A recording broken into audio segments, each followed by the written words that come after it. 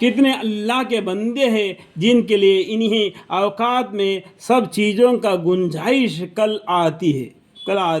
میں نے اپنے آقا حضرت مولانا خلیل احمد صاحب نور اللہ مرکزہ کو متعدد رمضان 9 میں دیکھا ہے کہ باوجود وضعاف اور بیران سال کے مغرب کے بعد نوفل میں 100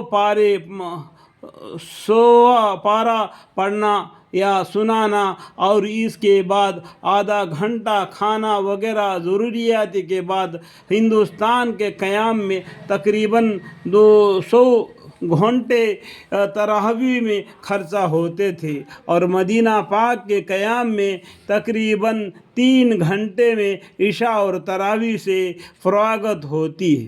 اس کے بعد آپ حسب اخلاق موسم 2-3 گھنٹے آرام فرمانے کے بعد تہجد میں تلاوت فرماتے، اور صبح سے نصف گھنٹہ قبلہ سحر تناول فرماتے۔ اس کے بعد سے صبح کی نماز تک کبھی حفظ تلاوت فرماتے،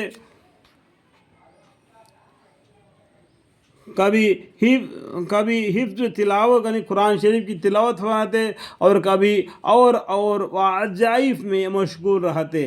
اسفار میں یعنی چاندنی میں صبح کی نماز پڑھ کر اشراق تک مراقب رہتے، اور اشراق کے بعد تقریباً 1 گھنٹے آرام فرماتے۔ اس کے بعد سے تقریباً 12 بجے تک، اور گرمی میں 1 بجے تک بجلی ظہر تحریر فرماتے، اور ڈاک وغیرہ ملاحظ فرما کر جواب لکھا لیتے، یعنی جو خط وغیرہ ہوتا ہے نا ان کی جواب کے بارے میں۔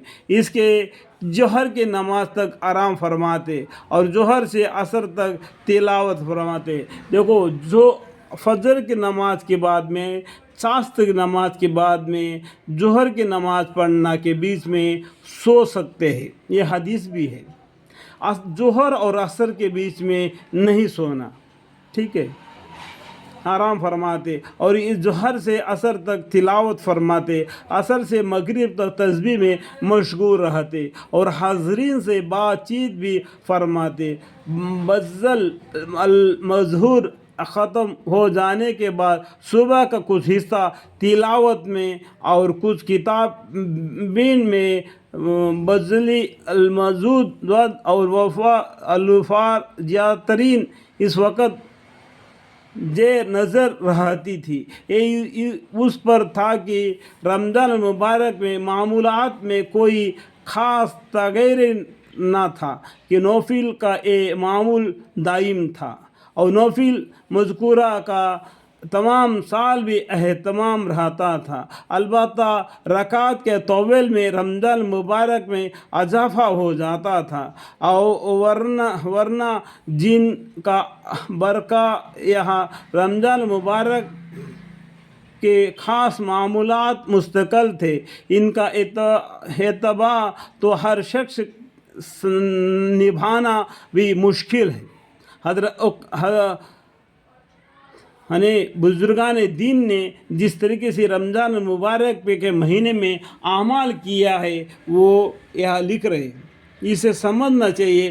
ہم لوگوں بھی اس کو خوشی کے ساتھ تلاوت کر کے سمجھ لینا چاہیے، علم کو سیکھنا چاہیے، تاکہ ہمیں معلوم پڑ جائے کہ دین کیا ہے، دنیا کیا ہے۔ ہمارے صحابہ نے، پیغمبر صلی اللہ علیہ وسلم نے، اور تابعین نے رحمۃ اللہ علیہ نے، اور بزرگان دین نے دین اسلام کو کتنا مرتبہ تک پہنچا دیا، اور ہم آج کل کس حد تک ہے۔